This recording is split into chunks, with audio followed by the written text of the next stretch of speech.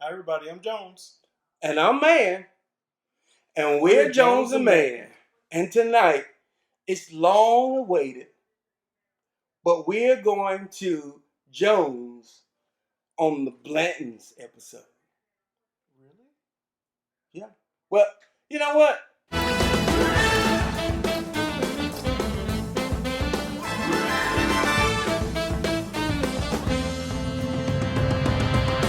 Oh, all right. So, yes, you said really. Okay, I was gonna say, so you're gonna break me out with a pint? Yeah, let's do 1115 dumped on 11/15/2017 Warehouse H Rick number 25, a 93 proof barrel number 305. This is barrel number 110, 2018. So this let's go here. Okay, so this one is actually aged a little longer. This one's aged a little bit longer. Better, a little longer. Yeah, let's go a little bit older. Okay. I should have looked at some of the other ones I have in the bag. Yeah, I was gonna say you have like 50 bottles, so you know. I do not have. I saw a guy today. He's got at least 20 bottles. I don't have 20 bottles. I think now I'm down to 2 or 3 unopened bottles. 2 or 3 unopened bottles. Yeah. So have you actually collected all your letters? You know what? I thought that was going to be cool and something that I was going to pursue, and then we started collecting all of this other stuff. So yeah. I kind of got away from collecting the. I mean, I got quite a few horses, but I haven't really even tried to collect Blantons. So I guess we need to kind of explain why we are visiting Blantons to begin with. Yeah, for sure. So this is a 750 milliliter in the state of North Carolina at cost. It's about $59-$60, somewhere in that neighborhood. It can go from $60 all the way up to $125 in a lot of instances, and that's really, I guess it's secondary market. Yeah. But that's ABC or liquor stores selling it at that price. And then when you talk secondary market can go even beyond that. Yeah, way foolish. Yeah, for sure. So as our journey began, it was kind of like on the Blantons, and you brought it and was like, man, you got to try this. Yeah. And it was one of the most amazing bourbons that I had, and you were like $60, and I was like, I don't know if I want to pay $60 for it every time. And then once I started to realize it really is that good, after buying a couple bottles and having people break into my secret stash and trying it. And then, like you said, on this journey, I know I haven't had Blantons in at least a year. I haven't had Blantons in at least a year, probably a year and a half, because I think we had some quite a while back. And it's just so weird because it's like overload, sensory overload. We have so much stuff that I never really go back to it. Yeah. If I see one, I'll buy one for sure because I know at some point I love it and I'll go back to it. But to actually go back and do a side by side or go back and actually taste it, somebody will come. I mean, I've had at least 3 or 4 times this year somebody come over and say, "Hey, I've never had Blantons before," and I'll say, "Hey, well, you know what? Here's a bottle. Crack it open, try it, and so that you have that experience." Right. But I don't. Sometimes I think maybe I've had a shot with someone, but usually not. Usually not. Well, as you know, Blantons, for you guys that don't know, Blantons come from one of my favorite distilleries. Mm-hmm. As I've done more research on the Buffalo Trace Distillery, it has so much, and you know I'm a history buff. Oh, yeah. And I love history. These guys have been in business for over 200 years. Yep. And they have very rich history. And this particular bourbon was made by one of their master distillers. Mm-hmm. And you think it was Mr. Blanton's, right? Yeah, you would think. No, it was made by his replacement, or once he retired, Mr. Elmer T. Lee. Right. He took over. And gave it the name. And gave it the name of Mr. Blanton's as a sign of respect because, all right, so Blanton's is cured. It is not cured. It's stored in the Warehouse H on the Buffalo Trace. And this is the only rick house. Yes. That it's stored in, and it even says it here, stored in Rick House H. Yes. And the very unique thing about Warehouse H is Colonel Blanton H. So the story is in 1933, during Prohibition, Buffalo Trace Distilleries was one of the only distilleries that was still allowed to produce alcohol. Right. And they were doing it for medicinal purposes. So medicinal purposes. Yeah. Oh, I got a fever.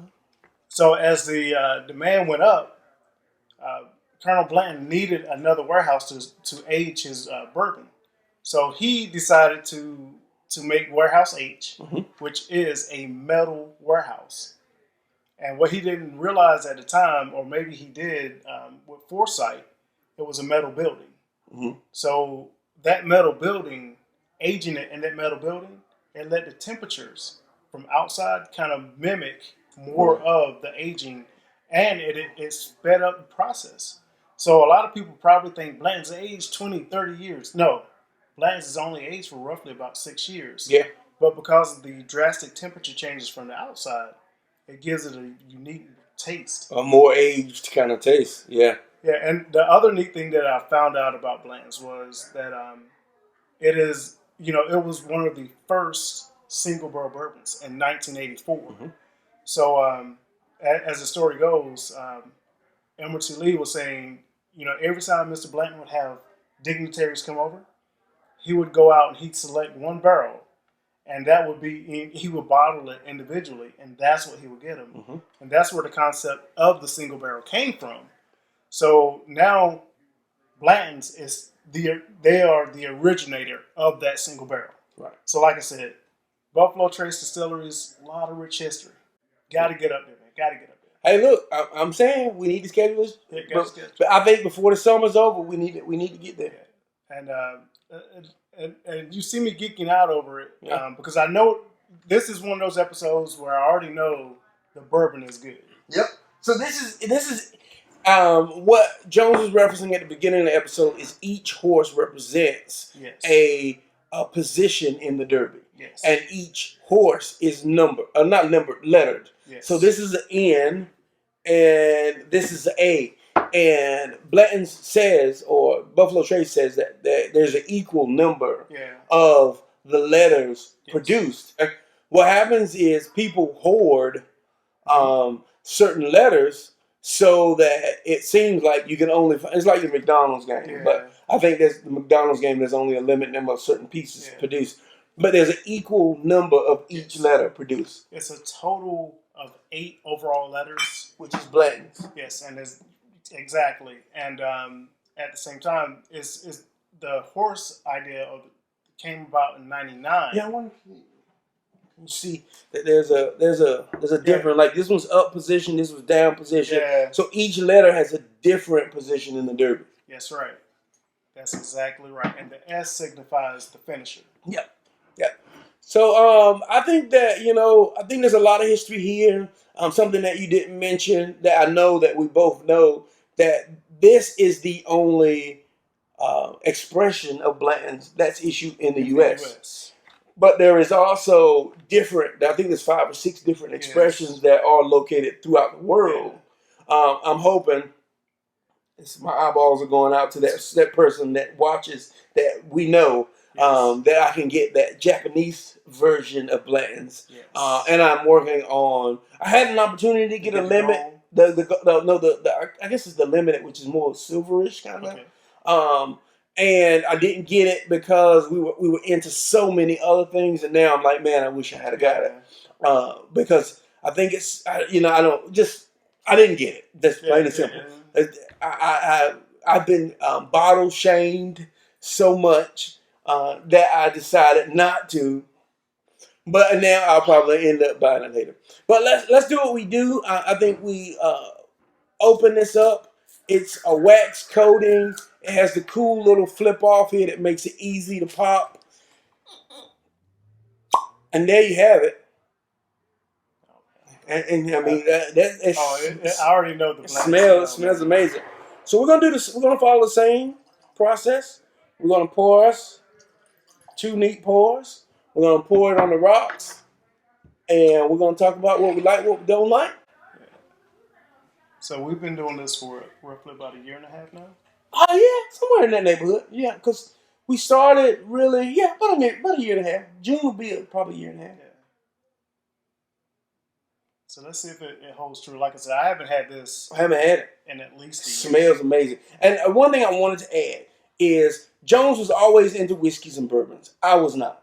And as he tried to get me to try different things, I was like, well, I need to go out and explore this world. And Blanton's was the first thing that I found that I was like, ooh, I can drink this. And I was like, ooh, have you tried this? Yeah. And I think that's where our love began. So here's the history. That's right. Clink 'em and drink 'em.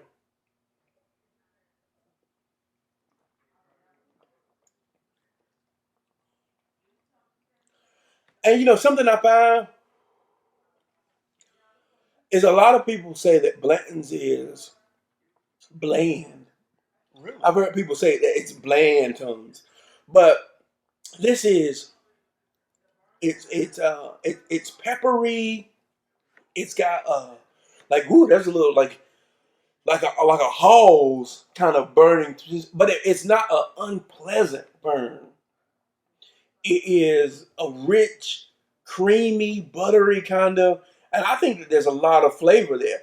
It's not like make your eyes water heat, but it's got some good burn. It has a tamed pepper of like the Eagle Rare. Like Eagle Rare is like super peppery and spicy. I would say this is a control burn. Yeah. Like when they say with fires and stuff that they do a control burn, that is a controlled burn. Let's put them on the rocks. That is a good memory. Good memory. Rocks is where I like to go. So you normally like yours on the rocks? Even the neat shot was still good. And I like it neat, and I like it on the rocks. So. But see, look at that. Change it out. You get a rich sweetness that kind of goes with that. It's really mellow. It's not a weeded bourbon, but it has the smooth gentleness that a weeded bourbon normally has. Man, I had honestly forgotten how good this is. It's good. No shade to anything else. We've tried a lot of different things, but to me, as far as the ease, I would say, and you know what? We've tried so many different things, Jones, that I want to say it's a 5 for me. It's definitely a 5 for me. It's still that. On the rocks is a 5. Yeah. It's a 5. Yeah, when you think about bourbon, it has the drinkability that I can enjoy as a non-go-to bourbon guy. And it has bourbon characteristics. It has the sour mash. It has the vanillas and caramel. Not much caramel, really more so vanillas underneath there. It also has a weeded tone to it. I mean, it's well balanced. All right, so you are definitely giving it still a 5, top of the top. Yep, top of the top. All right. Now, because we had a conversation about EH. Well, hold on. You gave it a 5. Okay. And I'll still give it a 5. Okay. And hands down, because it gives me a good cross between the Eagle Rare, the Buffalo Trace, and all those other bourbons that Buffalo Trace produces. Right. But with that said, I want to give you a trial. Okay, I'm ready.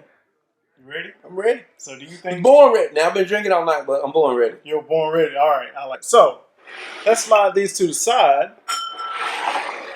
Bring back a few new glasses. And let's see if the student is as good as the teacher. Okay.